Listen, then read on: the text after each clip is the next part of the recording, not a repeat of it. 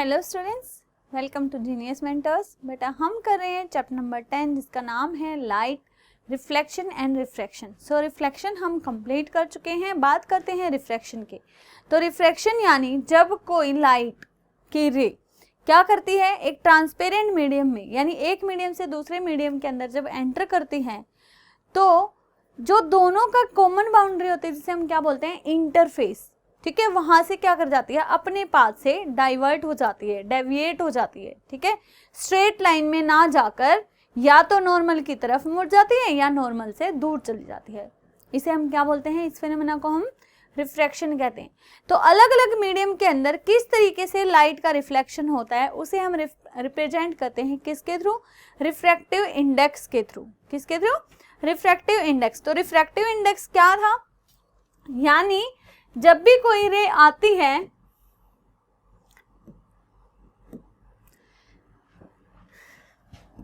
ये मान लिया मीडियम है ट्रांसपेरेंट, तो जब ये रे आएगी तो जहां इंसिडेंट होती है वहां क्या होगा, नॉर्मल।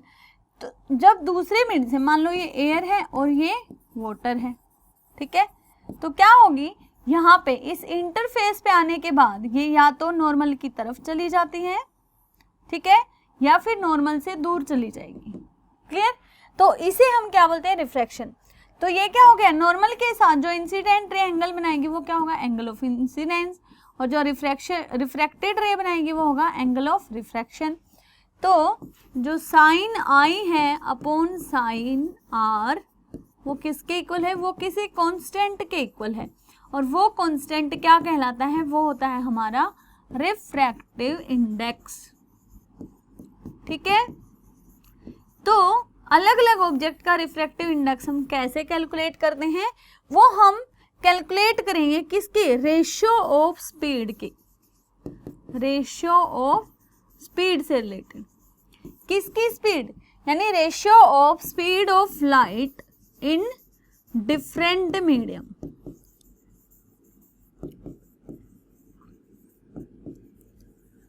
सो रिफ्रैक्टिव इंडेक्स किस पे डिपेंड करता है, speed of light in different medium की क्या है उसकी स्पीड, उसी हिसाब से क्या होगा, पता लग जाएगा कि कौन से मीडियम से आके कहाँ गई वो, ठीक है, मतलब बहुत दूर चली गई या बहुत नजदीक आ गई, तो वो क्या बताएगा आपका रिफ्रैक्टिव इंडेक्स। क्लियर है। सो इन्हीं पे बेस्ड कुछ क्वेश्चन करते हैं, चलिए स्टार्ट करते हैं क्वेश्चन। फर्स्ट है, रे of light travelling in air enters obliquely into water. कि एक रे है लाइट की, यहाँ पे एयर है, यहाँ पे वाटर है, ठीक है, तो एक रे आती है, ऑब्लिकली आई और पानी में चली गई, ठीक है। Does the light ray bend towards the normal और away from normal and why. जो रे ऑफ लाइट है वो अब जो यहाँ पे क्या हो गया, इंसिडेंट जहां हुई वहां क्या बना, नॉर्मल, ये क्या है आपकी इंसिडेंट रे, ठीक है, और ये क्या है आपकी रिफ्रैक्टेड रे। तो क्वेश्चन आपसे पूछा है कि वो नॉर्मल की तरफ आएगी या नॉर्मल से दूर जाएगी। तो क्या होगा, जब एयर से वाटर के अंदर आती है कोई भी लाइट रे तो क्या होता है, वो नॉर्मल की तरफ आएगी। क्यों, एयर के अंदर पार्टिकल दूर दूर थे तो खुला स्पेस था, उसकी स्पीड भी ज्यादा थी, ठीक है। जैसे ही पानी के अंदर आई, पानी के मॉलिक्यूल आपस में पास पास हैं, तो क्या होगा, वो उसको बहुत दूर नहीं जाने देंगे, उसके लिए रुकावट पैदा करेंगे, उसकी स्पीड को डिक्रीज कर देंगे, ठीक है। तो speed of light in water क्या हो जाएगी, कम हो जाएगी, इसलिए वो क्या होगा, टुवर्ड्स नॉर्मल जाएगी, ठीक है। So the light ray will bend towards normal because air is a rare medium. Air कैसा है, रेयर मीडियम का मतलब ये है कि वो मीडियम जिसमें पार्टिकल क्या है, स्कैटर्ड हैं, एक साथ नहीं है, ठीक है। और water is a denser medium. तो हवा के अंदर मीडियम कैसा है, यानी जो पार्टिकल हैं दूर दूर हैं, पानी के अंदर पार्टिकल नजदीक है, इसलिए वो कैसा है, डेंसर है। तो जब रेयर से डेंसर में जाती है तो रे कहाँ जाएगी, towards normal. Since light is travelling from rare to denser medium it will bend towards the normal. तो जब लाइट रे रेयर से डेंसर मीडियम में जाती है तो कहाँ जाएगी, टुवर्ड्स नॉर्मल। क्लियर, कोई डाउट? चलिए नेक्स्ट क्वेश्चन क्या कहता है, light enters from air to glass having refractive index 1.50। क्या है कि एक लाइट रे है जो एंटर कर रही है, कहां से, एयर से ग्लास के अंदर, ठीक है, ग्लास के अंदर, ये रहा नॉर्मल, ये रही आपकी इंसिडेंट रे, ये रही रिफ्रैक्टेड रे। So what is the speed of light in glass if the speed of vacuum is 3 into 10 to the power 8 metre पर सेकेंड। देखो स्पीड ऑफ किसकी पूछी है, लाइट इन ग्लास पूछी है, ठीक है, और क्या दे रखा है आपको, रिफ्रैक्टिव इंडेक्स दे रखा है फ्रॉम एयर टू ग्लास का, यानी रिफ्रैक्टिव इंडेक्स को हम एन से या फिर म्यू से रिप्रेजेंट करते हैं, ठीक है, तो म्यू जी अगर हम माने तो क्या हो जाएगा, किसी भी मीडियम का हम निकाल रहे हैं किसके, वैक्यूम या एयर के कंपैरिजन में, तो क्या होगा, speed of light in air या वैक्यूम डिवाइडेड बाय, एक मिनट इसको लिख देते हैं,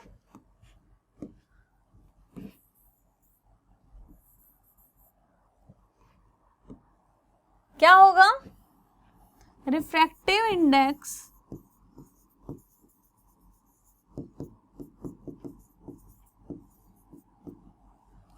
किसका, when air enters, when light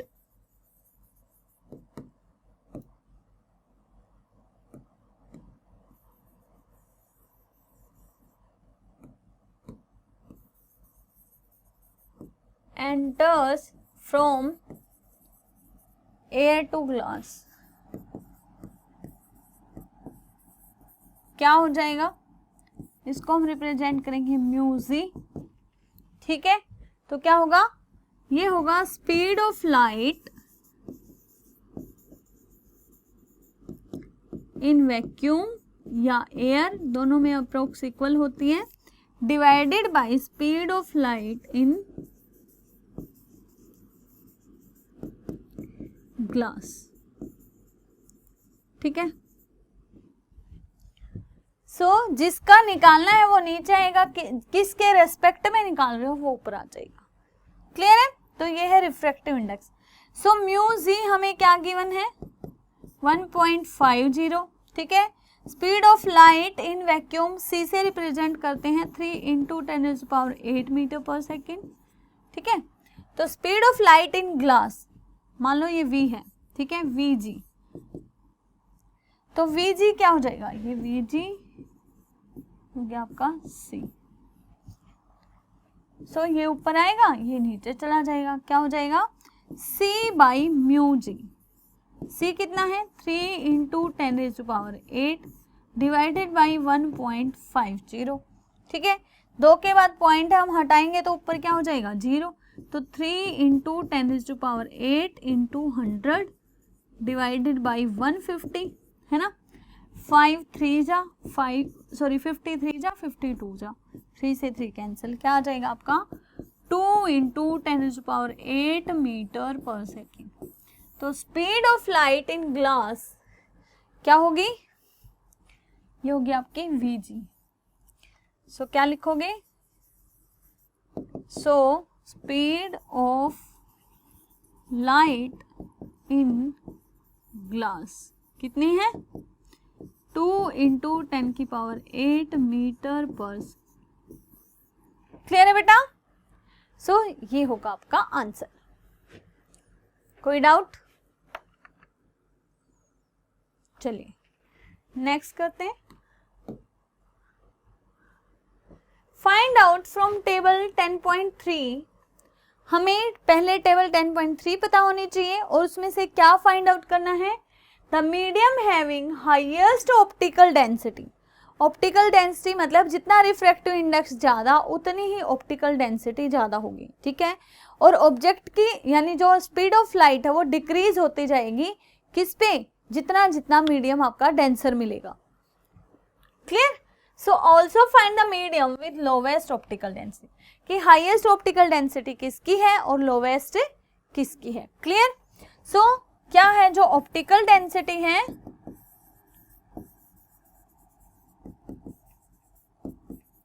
क्या होती है, ability of ray of light to pass through a medium. ठीक है, सो ऑप्टिकल डेंसिटी है वो डायरेक्टली रिलेटेड होती है किससे, रिफ्रैक्टिव इंडेक्स से, रिफ्रैक्टिव इंडेक्स से। मतलब अगर रिफ्रैक्टिव इंडेक्स ज्यादा होगा तो ऑप्टिकल डेंसिटी भी ज्यादा होगी। क्लियर? लेकिन क्या होगा, जो स्पीड ऑफ लाइट है वो कम हो जाएगी। सो ability of a medium,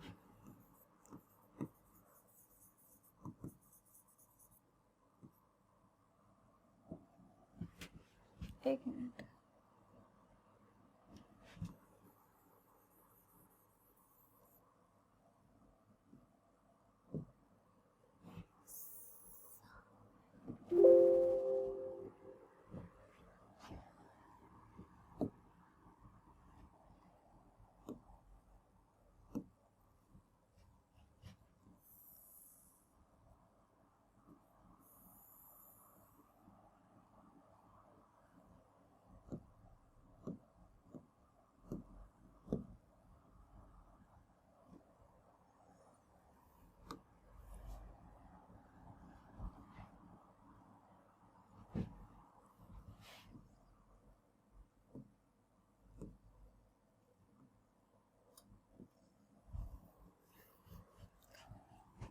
so optical density क्या होती है,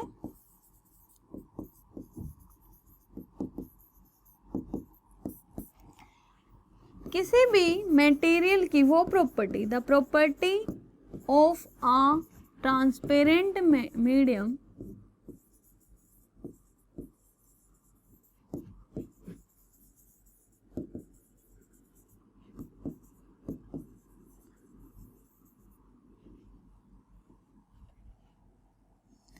through which a light ray can transmit,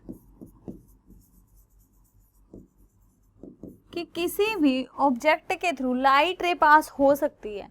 ठीक है, तो उसकी उस प्रॉपर्टी को बोलते हैं ऑप्टिकल डेंसिटी। लेकिन कितनी होगी, ठीक, वो डिपेंड करता है, जो ऑप्टिकल डेंसिटी है वो डायरेक्टली रिलेटेड है किससे, directly related to refractive index.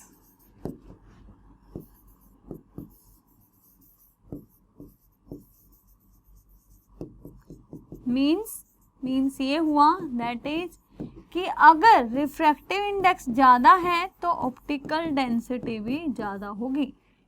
ठीक है, then inversely related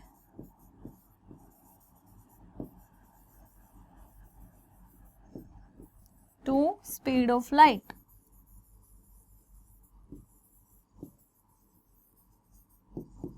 in a medium, कि अगर उसके, देखो लाइट की स्पीड मान लो वैक्यूम में c है तो, या v मान लिया, ठीक है, किसी भी मीडियम के अंदर क्या होगी, v है, तो v की वैल्यू अगर इंक्रीज होगी तो ऑप्टिकल डेंसिटी की वैल्यू डिक्रीज होगी। इसका मतलब क्या है, v जो है इनवर्सली रिलेटेड है किससे, ऑप्टिकल डेंसिटी से। क्लियर है बेटा? चलिए, सो क्या पूछा गया है, टेबल 10.3 में से हमें बताना है हाईएस्ट ऑप्टिकल डेंसिटी किसकी है और लोवेस्ट किसकी है। ठीक है, सो हमें क्या गिवन है, रिफ्रैक्टिव इंडेक्स, तो ऑप्टिकल डेंसिटी रिफ्रैक्टिव इंडेक्स से क्या है, डायरेक्टली रिलेटेड है। सो सबसे ज्यादा रिफ्रैक्टिव इंडेक्स किसका है, डायमंड का, और सबसे कम किसका है, एयर का। ठीक है, सो हाईएस्ट ऑप्टिकल डेंसिटी किसकी हुई, हाईएस्ट ऑप्टिकल डेंसिटी डायमंड की, कितना है ये 2.42 म्यू है ना, और लोवेस्ट किसकी है, लोवेस्ट ऑप्टिकल डेंसिटी एयर की, कितना है रिफ्रैक्टिव इंडेक्स एयर का? 1.0003, ठीक है, जो म्यू की वैल्यू है कितनी है? 1.003। तो जो ऑप्टिकल डेंसिटी है वो डायरेक्टली रिलेटेड है, इसलिए हाईएस्ट ऑप्टिकल डेंसिटी होगी डायमंड की और लोवेस्ट होगी एयर की। क्लियर है ये सब? चलिए नेक्स्ट क्या कहता है, you are given kerosene, turpentine and water, मतलब आपको 3 लिक्विड दिए हुए हैं, ये भी ऑयल होता है, ये भी ऑयल होता है और ये वाटर, ठीक है। So in which of this does the light travel faster, इन तीनों में से लाइट किस में सबसे ज्यादा ट्रेवल करेगी? तो यानी स्पीड ऑफ लाइट पूछा है, और स्पीड ऑफ लाइट जो है किसी भी मीडियम के थ्रू जो स्पीड ऑफ लाइट है वो किस पे डिपेंड करती है? वो उसके रिफ्रैक्टिव इंडेक्स पे। बट क्या है? इनवर्स रिलेशन है, रिफ्रैक्टिव इंडेक्स और स्पीड ऑफ लाइट का क्या है? इनवर्स रिलेशन, ठीक है। अगर रिफ्रैक्टिव इंडेक्स ज्यादा तो स्पीड ऑफ लाइट क्या होगी? कम। क्लियर? सो हमें क्या बताना है किस किस के बीच में? केरोसिन, टर्पेंटाइन और वाटर। तो चलिए टेबल 10.3 देखते हैं। वाटर की कितनी है? 1.13, केरोसिन की 1.14, ठीक है, और टर्पेंटाइन की 1.47। लिख लेते हैं। ये है म्यू के, refractive index of kerosene 1.44, mu T 1.47, mu W कितना है? 1.33। इन तीनों में से सबसे ज्यादा रिफ्रैक्टिव इंडेक्स किसका है? टर्पेंटाइन ऑयल का, फिर उससे कम केरोसिन का, और सबसे कम किसका है? वाटर का। तो हम इसे डिसेंडिंग ऑर्डर में लिखते हैं, पहले सबसे ज्यादा, फिर उससे कम, फिर उससे कम, ठीक है। तो अगर वाटर का रिफ्रैक्टिव इंडेक्स सबसे कम है तो इसका मतलब क्या है? स्पीड ऑफ लाइट जो होगी वो सबसे ज्यादा होगी। सो इससे हमें क्या मिला? So the light travel faster in water than किससे faster? Than kerosene and turpentine oil.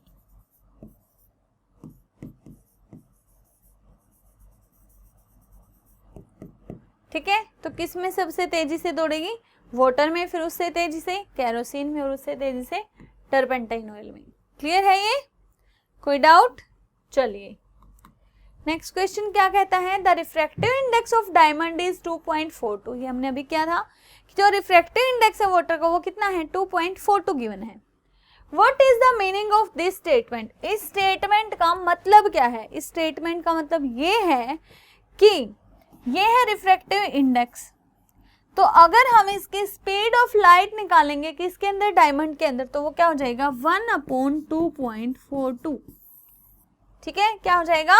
1/2.42 times, यानी डिक्रीज हो जाएगी उसकी speed. So this means that speed of light in diamond will reduce by a factor of 2.42 compared to its speed in air. तो air के अंदर जो इसकी speed है उससे कितने टाइम्स कम हो जाएगी? 2.42। ठीक है, in other words the speed of light in diamond is 1/2.42 times the speed of light in vacuum. ठीक है, क्लियर है? कोई डाउट? चलिए नेक्स्ट क्या कहता है? A beam of light passes from air into a substance x. कि कोई क्या हुआ? ये एक बीम ऑफ लाइट आई, यहाँ पे एयर थी, एयर से वो किसी सब्सटेंस के अंदर चली गई, ये कोई भी सब्सटेंस एक्स है।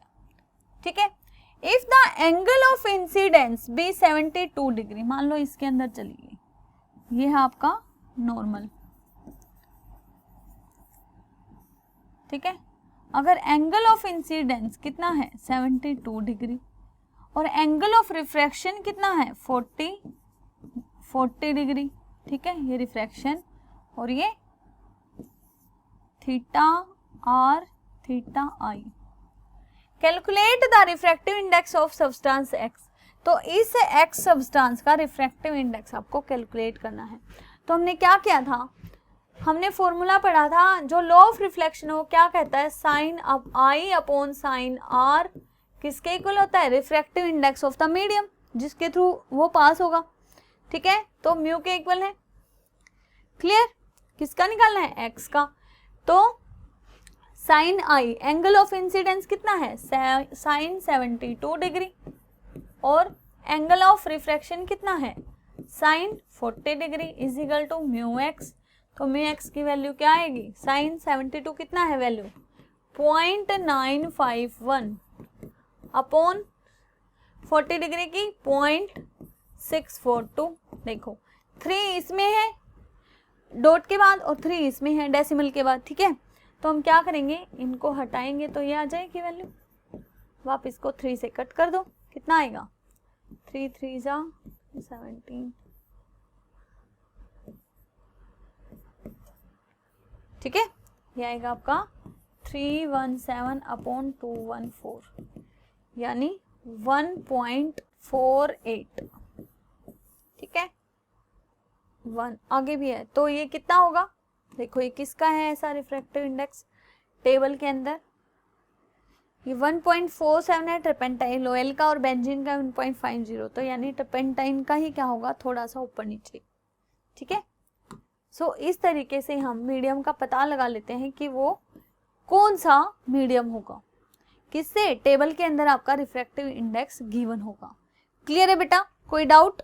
चलिए नेक्स्ट क्वेश्चन क्या कहता है, if the refractive index of water for light going from air to water भी 1.13 है, what will be the refractive index for light going from water to air. उल्टा कर दिया। ठीक है, पहले क्या पूछा है, म्यू है किसका, फ्रॉम एयर टू वाटर। ठीक है, कितना देखा है, 1.33। अब क्या पूछा है, फ्रॉम वाटर टू एयर, तो ये क्या हो जाएगा 1/1.33।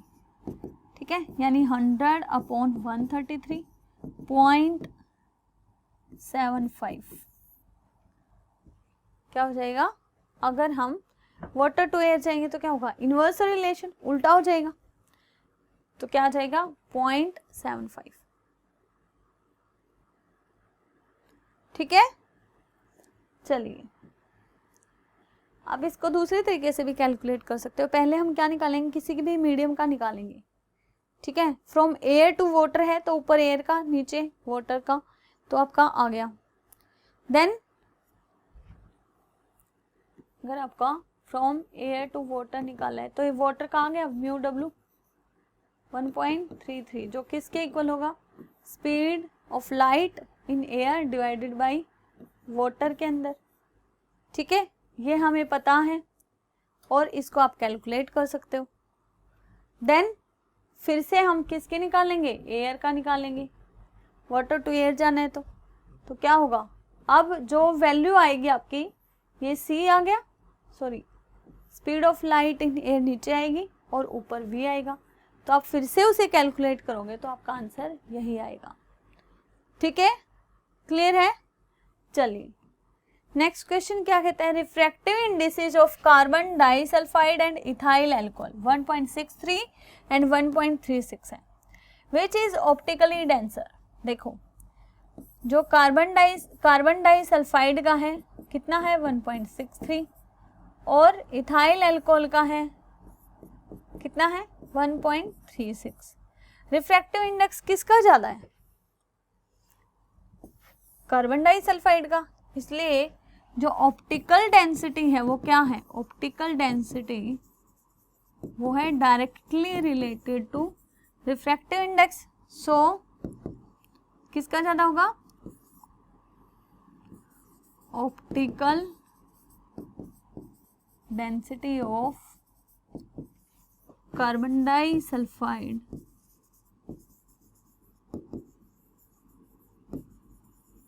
will be higher।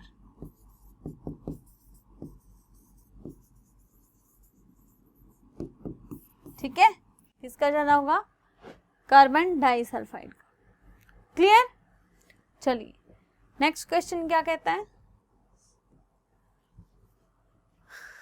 सो ये थे बेटा किससे रिलेटेड, रिफ्रैक्टिव इंडेक्स से रिलेटेड कुछ क्वेश्चन।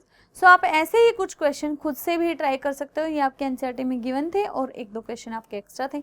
सो बाकी करेंगे हम नेक्स्ट क्लास में, करेंगे नेक्स्ट टॉपिक। तो अभी के लिए इतना ही। Thank you, have a nice day. अच्छे से पढ़ाई करना, गुड लक।